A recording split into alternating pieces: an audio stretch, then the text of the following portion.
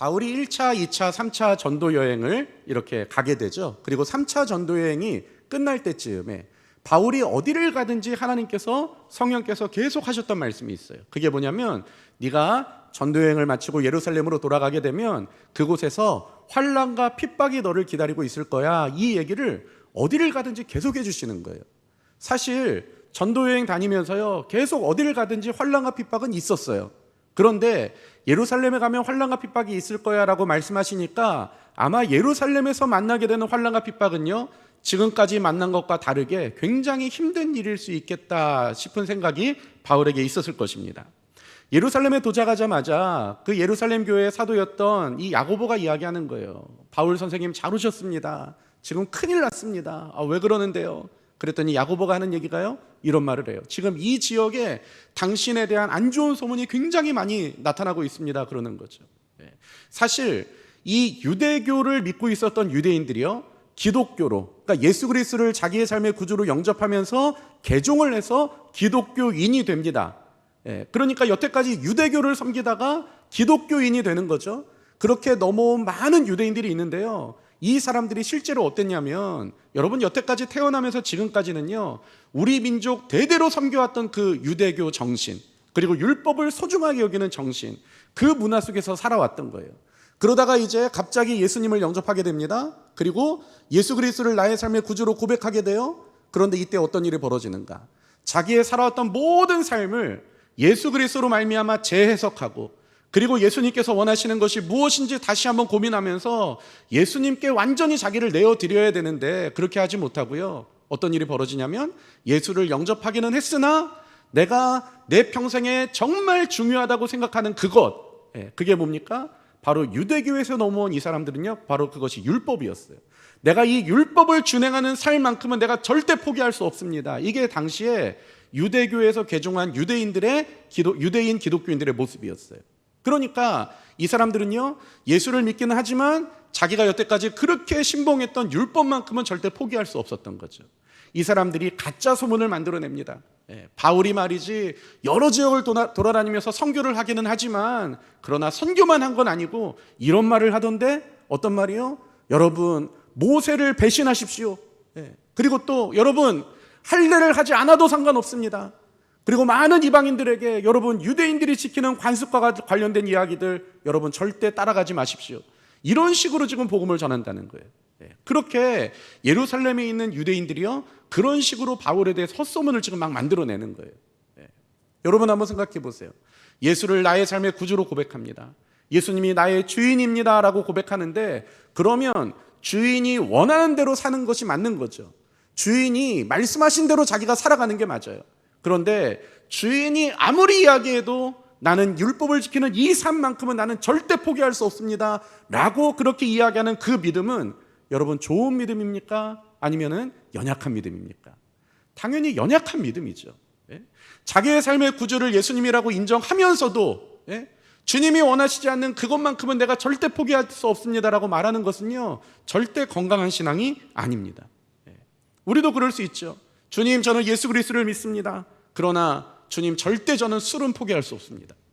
주님, 저는 예수를 믿지만 담배만큼은 저는 포기할 수 없습니다. 성경에도 담배 피지 말라는 말 다행히 안 하셨잖아요. 그리고 또 이야기하는 거예요. 주님, 저는요, 예수 그리스도를 믿지만 저는 절대 돈을 사랑하는 마음만큼은 저는 절대 포기할 수 없습니다. 여러분, 이것은요, 장려돼야 되는 믿음이 아니라 그건 연약한 믿음인 거예요.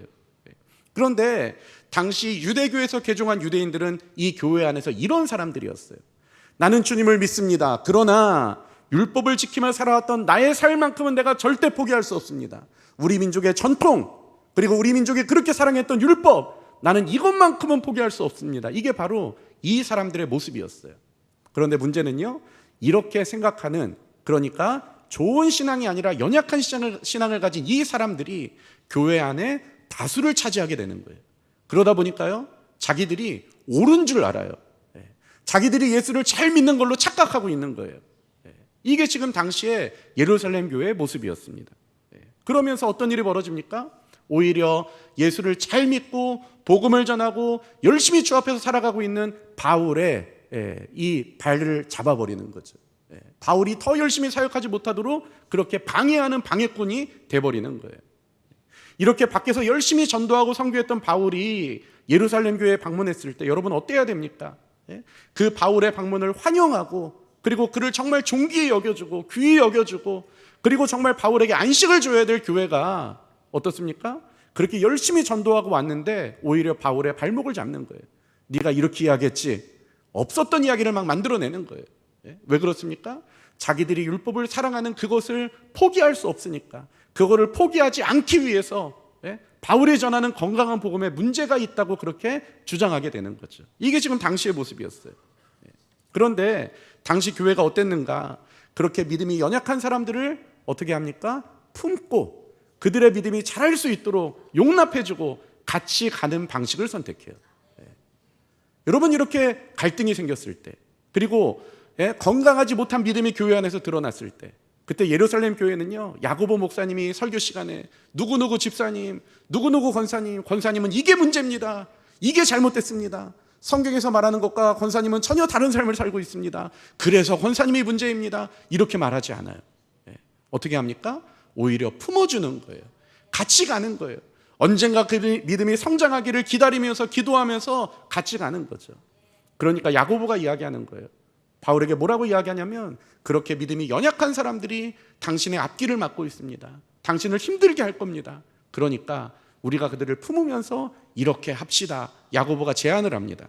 어떤 제안을 하냐면요, 그 사람들은 율법을 대단히 중요하게 생각하니까 당신이 이 나실인 서원을 해서 율법적으로, 율법의 조항대로 나실인 서원을 하고, 그 서원이 끝날 때쯤 되는 사람이 지금 우리 안에 4명이 있는데, 이 사람을 데려다가 그 서원이 마무리되는 그 작업을, 그 율법적 조항을 당신이 같이 해 주십시오. 그래서 머리를 깎고 이런 일들이 있는데요, 그 일을 바울이 같이 하면서 그 비용까지 당신이 다 내주십시오. 그러면 많은 유대교에서 개종한 이 기독교인들이 그걸 보면서, 야, 바울이 우리가 알고 있었던 그런 사람이 아니야. 율법을 지키던데? 저 나실인 서원을 했던 저 사람들이 서원을 마무리하는 그 작업을 바울이 돕고 섬기고 같이 하던데? 하면서 예루살렘 교회에 있었던 많은 유대인들이 마음이 풀어질 수 있다. 잘못된 소문으로부터 벗어날 수 있다. 야고보가 이렇게 조언을 하는 거예요. 그래서 바울이 똑같이 합니다. 21장 26절 한번 읽어보겠습니다. 자, 시작. 바울이 이 사람들을 데리고 이튿날 그들과 함께 결례를 행하고 성전에 들어가서 각 사람을 위하여 제사를 드릴 때까지의 결례 기간이 만기된 것을 신고하니라. 율법대로 결례 기간이 만기된 것을 바울이 대신하여 신고하고 같이 해주고 했던 것들을 볼 수가 있어요. 그러면 당시의 유대인들의 마음이 조금 풀어지지 않았을까요? 아, 바울이 율법을 존중하네, 우리 민족의 정신이 살아있네 하면서 바울과, 그리고 이 바울의 관계된 모든 소문들이 사그러드는 것, 이것이 바로 야고보와 바울이 생각했던 결말이었어요. 그런데 일이 이렇게 진행이 되지 않았습니다. 우리 21장 27절 한번 읽어보겠습니다. 자, 시작. 그 이래가 거의 참에 무리를 충동하여 그를 붙들고. 이 예루살렘에 있었던 유대인들은요, 문제가 안 됐어요. 이 사람들은 그냥 보고만 있어요. 가만히 있어요. 천만다행이죠. 그런데 문제는 어떻습니까? 그 이래가 거의 참에, 그러니까 이 모든 규례들을 마무리하는 그 기간이 다 지나고 나서 아시아로부터 온 유대인들이 성전에서 바울을 보고, 이 예루살렘에 있었던 유대인이 아니라 소아시아에서 먼 곳에서 있었던 유대인들이 와가지고 그들이 바울의 발목을 잡는 거예요. 그들이 이야기합니다. 28절 외치되 이스라엘 사람들아 도우라, 큰 소리로 말하는 거예요. 많은 유대인들아, 우리가 하는 말을 들어라. 그리고 우리의 말대로 우리가 하고자 하는 일을 너희가 도와주길 바란다 이야기하는 거죠. 외치되 이스라엘 사람들아 도우라. 이 사람은, 여기서 말하는 이 사람은 바로 바울입니다. 바울은 각처에서 우리 백성과 우리 율법과 이곳을 비방했다라고 이야기해요. 각처에서 우리 백성, 유대인을 비방했고, 우리가 그렇게 중요하게 생각했던 율법을 비방했고, 그리고 이곳이 어디입니까? 성전이잖아요. 성전을 비방하여 그렇게 말했던 사람이 바로 저 바울이다라고 고소를 하기 시작하는 거예요. 그러면서 이런 얘기를 합니다. 그 뒤에 있는 문장을 보시면요, 예, 헬라인을 데리고 성전에 들어가서 이 거룩한 곳을 더럽혔다 하니. 예, 또 고소하는 거예요. 뭐라고 이야기합니까? 감히 이방인을 우리 성전에 데리고 와서 성전을 부정하게 만들었다라고 이야기하는 거예요. 예, 당시 성전은요, 이방인이 들어올 수 있는 구역이 있어요. 거기가 이방인의 뜰입니다. 그리고 여자들이 들어갈 수 있는 구역이 있어요. 여인의 뜰이 있습니다. 그리고 또 일종의 한 곳은요, 제사장만 들어갈 수 있는 제사장의 뜰이 있었어요. 그러니까 지금 이 사람들이 하는 얘기는 뭐예요? 이방인의 뜰, 여인의 뜰, 제사장의 뜰이 있는데 바울은 이 이방인의 뜰이 아니라 다른 곳까지 이방인을 데리고 들어왔다. 그래서 우리 성전을 굉장히 부정하게 만들었다라고 이야기하는 거죠. 그런데 문제는요, 이 이방인의 뜰, 여인의 뜰, 제사장들의 뜰, 이 말이 구약에는 없는 말이에요. 무슨 말입니까? 지금 이렇게 규정된 게 하나님의 말씀, 율법에 의해서 규정된 게 아니라, 율법에서 하는 얘기가 아니라, 이 말은요, 자기네들이 만들어낸 관습이었어요. 사실은 구약시대에는 이런 구분이 없었습니다. 그런데 신약에 넘어오면서요, 제2성전, 헤롯 성전이 건축될 때 유대인들이 자기네들의 관례대로 그냥 만들어버린 거예요. 여기는 이방인의 뜰이다. 이방인은 여기까지만 들어올 수 있다. 여기는 여인들의 뜰이다. 여인들은 여기까지만 들어올 수 있다. 그리고 여기는 제사장들의 뜰이다. 여기는 제사장만 들어갈 수 있다. 이게 지금 자기네들이 만든 법을 어겼다고 성전이 무시됐다, 하나님이 모욕을 받았다, 이런 식으로 이야기하면 그거는 여러분, 이거는 온당하지 않은 거죠. 율법을 어겼다고 이야기한다면, 저 사람 율법을 어겼습니다, 하나님의 말씀을 지키지 않았습니다라고 이야기한다면 그거는 받아들일 수 있어요. 그런데 자기들이 만들어낸 법을 가지고, 하나님의 말씀도 아니고 그걸 가지고 지금 바울을 고소하겠다는 거예요. 그런데 문제는요, 그러면 실제로 바울이 그 이방인을 데리고 성전에 들어갔느냐, 이게 더 중요한 문제 아니겠습니까? 그런데 바울이 이방인을 데리고 성전에 들어간 적도 없었어요. 우리 21장 28절 같이 한번 읽어봅시다. 자, 시작. 이는 그들이 전에 에베소 사람 드로비모가 바울과 함께 시내에 있음을 보고 바울이 그를 성전에 데리고 들어간 줄로 생각함이로라. 이 말씀을 보니까요, 이는 그들이, 그러니까 소아시아에서 온 유대인들이 전에 에베소 사람 드로비모가 바울과 함께 시내에 있음을 보고, 그러니까 옛날에 전에 바울이 시내에서 드로비모라는 이방인과 같이 대화 나누는 것을 보고 그냥 생각해낸 거죠. 저렇게 친하게 지낸단 말이야? 저렇게 이방인과 서로 얘기를 한단 말이야? 저렇게 만난단 말이야? 그럼 분명히 저 사람이 저 이방인을 성전에 데리고 들어갔을 거야. 그렇죠? 말씀을 보니까 들어간 줄로 생각함이러라 라고 이렇게 이야기하고 있어요. 단서가 없어요. 증거가 없어요. 그냥 이방인을 데리고 성전에 들어갔을 거야, 자기들이 생각하는 그것만 가지고 바울을 지금 고소를 하는 거죠. 이런 식의 인민재판이 일어나 버립니다. 그리고 바울을 강제로 끌어다가 성전 밖으로 데려가려고 그래요. 왜요? 성전에서 사람을 죽일 수 없으니까. 바울을 죽이려고 끌고 가는 거죠. 그러다 보니까 온 소문이 그 소동이 일어납니다. 그래서 당시에 그 지역을 관리했던 천부장이, 로마의 장교가 출도를 하게 되는 거죠. 지금 밀란이 일어났다 생각이 됐던 거예요. 그리고 이 모든 상황들을 보니까요, 이게 지금 여기서 이 얘기하고 저기서 저 얘기하고 이게 정리가 안 돼요. 그래서 어떻게 하는가? 21장 34절. 무리 가운데서 어떤 이는 이런 말로, 어떤 이는 저런 말로 소리치거늘 천부장이 소동으로 말미암아 진상을 알 수 없어 그를 영내로 데려가니라. 무슨 말입니까? 지금 유대인들의 손에 의해서 죽임을 당하러 가고 있는 바울을 다행히 천부장이 나타나서 그를 구해줬어요. 근데 구해줬는데 결과는 어떻습니까? 이 사람이 구속이 돼버린 거예요. 영내로 데리고 들어가 버렸습니다. 바울 입장에서 한번 생각해 보세요. 나는 열심히 나가서 복음 전했어요. 하나님 나라를 위해서 그렇게 최선을 다해서 살았어요. 그리고 예루살렘에 왔는데 어때요? 첫 번째, 예루살렘에 있는 유대인들이 말도 안 되는 헛소문을 다 퍼뜨렸어요. 바울이 모세를 배반하라고 했다. 바울이 할례를 받지 말라고 했다. 바울이 우리의 관습을 무시하라고 이야기했다. 두 번째, 그 모함을 해결해 보려고 열심히 일했는데 그 결과는 온데간데 없고요. 외부에서 온 유대인들이 또 말을 만들어내요. 뭐라고 이야기합니까? 저 사람이 우리 민족을 무시했다. 우리 율법을 무시했다. 그리고 이곳 성전을 무시했다. 이야기하는 거죠. 그리고 세 번째, 하지도 않은 일을 막 했다고 이야기하는 거예요. 저 사람이 이방인을 데리고 성전에 들어옴으로 말미암아 성전이 무시를 당했다. 하나님이 무시를 당했다 이야기하는 거죠. 지금 일어나는 모든 일들이 다 근거도 없고 사실도 아니고 또 합리적이지도 않은 일들이 지금 막 일어나고 있는 거예요. 그래도 다행히 유대인들의 손에 의해서 재판이 일어나는 게 아니라 로마 정치권에 이 문제가 넘어가 버렸습니다. 바울 입장에서는 얼마나 하고 싶은 얘기가 많았을까요? 억울하잖아요. 자기가 한 일이 아무것도 없어요. 그런데 막 소문을 만들어내고 그리고 사람들의 추측에 의해서 자기가 아주 나쁜 사람이 되어버린 거예요. 자기가 할 말이 너무 많았겠죠. 그래서 이 바울이 입을 열기 시작합니다. 그 천부장 앞에서 입을 열어요. 그게 22장의 내용입니다.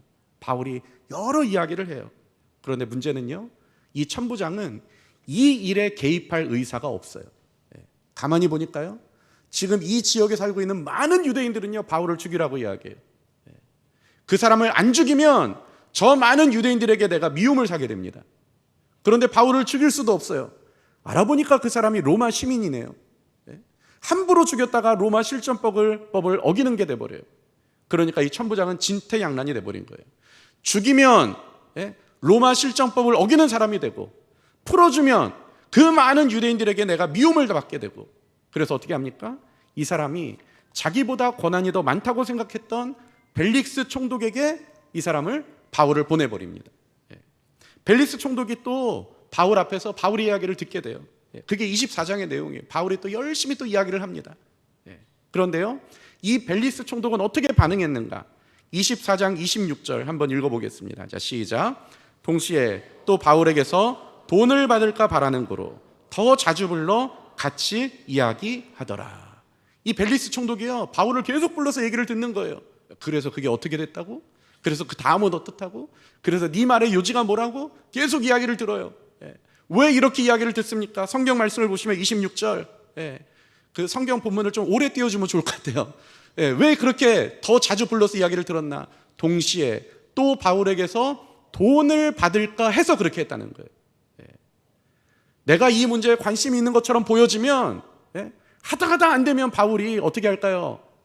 보석이라도 해달라고 보석금이라도 내겠죠. 그걸 바라고 계속 부르는 거예요. 이 일이 얼마나 걸렸나? 2년이라는 시간 동안 이 일이 진행됐습니다. 그리고 이 벨릭스도 어때요? 이제 그 지역에서 일할 수 있는 기간이 만기가 돼서 다른 지역으로 옮기게 돼요. 그리고 베스도라는 또 다른 총독이 등장합니다. 그 총독도 바울의 얘기를 듣죠. 그리고 이 총독도 어떻게 합니까? 자기가 손을 쓸 수 없어요. 그래서 당시에 그 지역을 다스리던 왕이었던 아그리빠 왕에게 이 문제를 넘겨버립니다. 그러니까요, 유대인들에게서도 이 문제에 대한 해답을 찾을 수 없고, 그리고 심지어는 로마 정치권에서도 이 문제에 대한 해결책을 기대할 수가 없어요. 정치인들은 어떻습니까? 다 정상적이고 이성적이고 그리고 공명심이 있는 사람이라면 이 문제가 해결될 수 있어요. 그런데 무서워하는 거예요. 사람을 무서워하고 또 군중을 무서워하고, 그러다 보니까 이 문제가 해결이 되지 않고 있는 거죠. 이럴 때일수록 바울이 어떻게 해야 됩니까? 정신을 차려야 돼요. 어떻게 해야 내가 바른 말을, 옳은 말을 정확하게 해서 내 알리바이를 증명하고, 나는 문제가 없음을 해결하고, 그래서 나를 고소하는 사람들마저도 저 입을 닫을 수 있게 정확한 언어, 절제된 언어, 그리고 분명한 말, 그래야 이 문제로부터 자기가 해방될 수 있는 거죠. 그런데요, 계속 연거푸 바울이 자기를 변호하잖아요. 천부장 앞에서, 벨릭스 총독 앞에서, 또 베스도 총독 앞에서, 그리고 심지어는 아그리빠 왕 앞에서 계속 자기를 변호했어요. 그런데요, 바울이 도대체 무슨 이야기를 했을까? 바울의 이야기를 가만히 보면 정말 중요한 그런 순간 아닙니까? 자기를 잘 변호해야 되는데요. 그런데 바울의 이야기의 핵심은 이래요. 과거에 나는 이런 사람이었습니다. 나는 가말리엘 문화에서 배웠던 사람이고, 나는 바리새인 중에 바리새인이었고, 나는 교회를 찬멸하는 그런 사람이었습니다. 그리고 또 하는 말, 그런데 나를 하나님께서, 예수님께서 이렇게 만나 주셨습니다. 그리고 또 하는 말, 그래서 내가 이렇게 변화된 삶을 살고 있습니다. 그리고 나를 변화시키시는 그 예수 그리스도는 구약에서 예언하고 있는 진정한 메시아입니다 라고 이야기하는 거예요. 바울의 이런 이야기를 들었던 정치인들이요, 바울의 의도를 정확하게 캐치해요. 이 사람이 왜 이런 얘기를 하는가? 26장 28절입니다. 같이 한번 읽어보겠습니다. 자, 시작. 아그리빠가 바울에게 이르되 내가 적은 말로 나를 권하여 그리스도인이 되게 하려 하는도다. 아그리빠가 뭐라고 이야기해요? 정확하게 캐치했어요. 이 사람이 왜 이런 얘기를 하는가? 아그리빠가 바울에게 이르되 야, 적은 말로 나를 권하여 그리스도인이 되게 하려고 네가 그런 말 하는구나. 아그리빠가 하는 얘기가 뭡니까? 야, 바울 정신 좀 차려라 임마. 지금 네 목숨이 내 손에 있다. 네가 말을 어떻게 하느냐에 따라서 네 앞길이 달려있다. 네가 평생 감옥에 살지 아니면 풀려나게 될지 아니면 또 사형을 당하게 될지 너 정신 똑바로 차려라. 이 하찮은 사람아, 지금 너의 안위를 걱정할 때지 지금 이 귀한 시간에 전도나 하고 있고 네가 지금 생각이 없구나 라고 아그리빠가 이야기하는 거예요. 그런데 그런 아그리빠 왕의 이야기를 듣고 바울이 이렇게 이야기합니다. 29절 한번 읽어볼게요. 자, 시작. 바울이 이르되 말이 적으나 많으나 아니라 오늘 내 말을 듣는 모든 사람도 다 이렇게 결박된 것 외에는 나와 같이 되기를 하나님이 원하나이다 하니라. 바울이 하는 얘기가 뭐예요? 단순히 나는 풀려나고 싶은 소망이 있는 사람이 아닙니다. 내 안에 간절한 소망이 있다면 여기 있는 모든 사람들이, 오늘 내 말을 듣는 모든 사람들도 다 이렇게 결박된 것 외에는 나와 같이 되기를 하나님께서 간절히 원하고 계십니다. 이게 지금 나의 소망입니다 라고 이야기하고 있는 거예요. 여러분, 바울의 소망이 뭡니까? 여기서 풀려나는 거요, 자기가 죄가 없음이 밝혀지는 거요, 그것도 좋죠. 그러나 그것보다 바울에게 더 간절한 소망이 있다면요, 내가 누리고 있는 이 행복을, 감옥에 갇혀 있으나 나를 자유하게 하시고 나를 복되게 하시는 그 하나님의 그 놀라운 손길을 여기는 모든 사람들도 누리기를 원합니다. 내가 이것을 간절히 바랍니다 라고 지금 말하고 있는 거예요.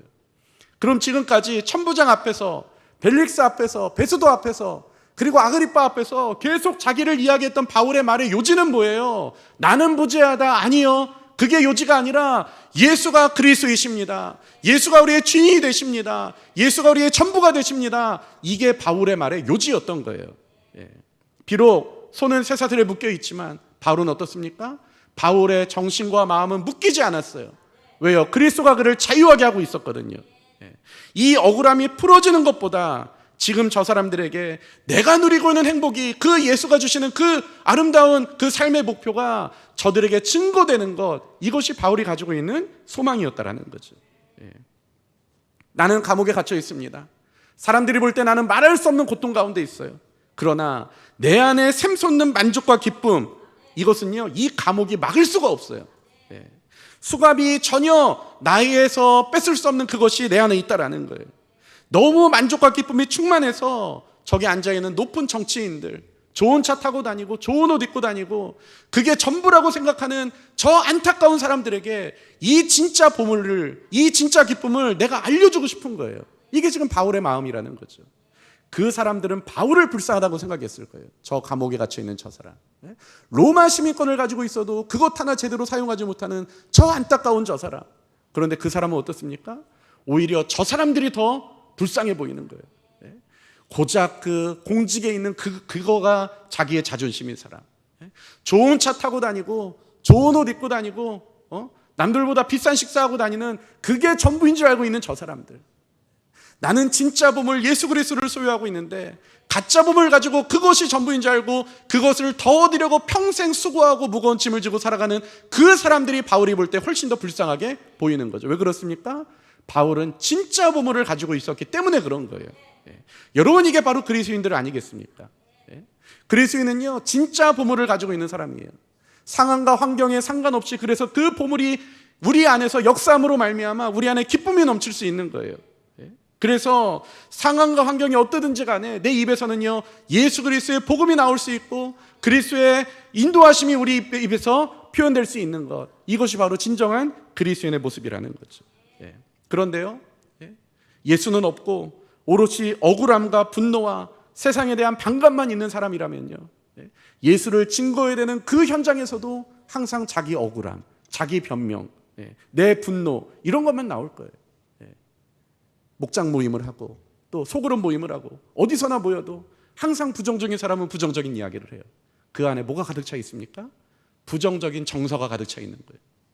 그런데요, 예수로 충만해져 있는 사람은요, 그분이 주시는 참된 행복을 누리며 살아가는 그 사람은요, 정말 어려운 환경에 있다 할지라도 그 환경 안에서도 예수를 말하게 돼요.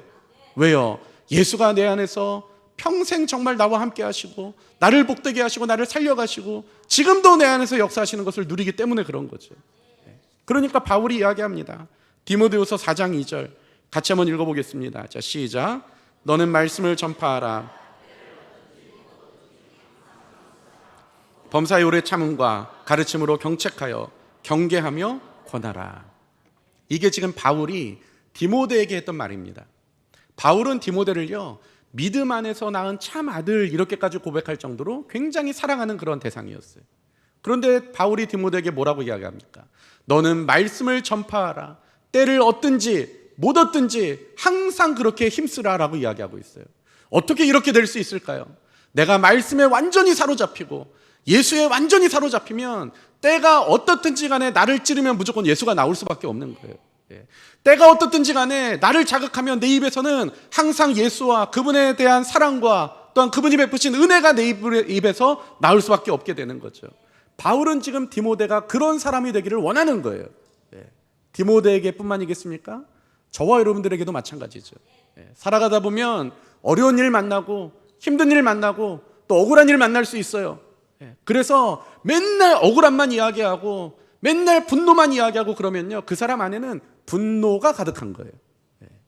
그 마음 가운데 예수가 찾아오셔서 분노를 밀어내고 환경은 전혀 바뀌지 않았으나 예수가 내 마음 가운데 가득 차 있으면요, 내가 억울한 일을 당해도 그 억울함이 변호하는 게 아니라 오히려 예수의 은혜와 그분이 베푸신 그 사랑을 증거하는 그리스도인으로 우리가 살아갈 수 있다는 거죠. 여러분들의 삶은 어떻습니까? 우리가 세상 가운데 살아가잖아요. 세상에 섞여 살아가면서 여러분, 세상에 있는 많은 사람들은 돈이 제일이고 명예가 제일이고 그리고 또 더 많이 얻는 것이 제일인 줄로 알고 그 가치로 살아갑니다. 그런데 우리는요, 예수를 만났기 때문에 그 가치에 동의하지 않음이 우리 안에 있어야 돼요. 똑같이 동의해서 똑같이 살아가면 그걸 누가 그리스도인이라고 말할 수가 있겠습니까? 그 말에 동의하지 않고 오히려 그 세상 안에서 아니라고, 예수가 참된 만족이라고, 예수가 보물이라고, 그분 안에 참된 만족이 있다고 고백할 수 있는 사람, 그 사람이 진정한 예수의 사람이고요, 어떠한 환경에서도 어떻게 찔러도 그 입술에서 예수의 사랑과 은혜만이 표현될 수 있는 사람이 예수로 충만한 사람이다 라고 이렇게 말할 수 있죠. 저와 여러분들이 예수로 충만한 사람들이 될 수 있기를 간절히 바랍니다. 그래서 우리가 어디 있든지 간에 어떤 일을 만나도 감히 빼앗을 수 없는 그 보물, 그 예수 그리스도, 진짜 보물을 가지고 있는 사람은요, 가짜 보물 가지고 잘난 척하는 사람이 여러분 우스워 보여요. 불쌍해 보여요. 그런데 내 안에 진짜 보물이 없으면요, 그 사람들이 부러워 보이게 되어 있어요. 여러분은 어떻습니까? 진짜 보물로 인해서 오히려 세상에서 우리가 진짜 보물이 이거라고 보여주고 알려줄 수 있는 그런 그리스도인들로 살 수 있기를 간절히 바랍니다.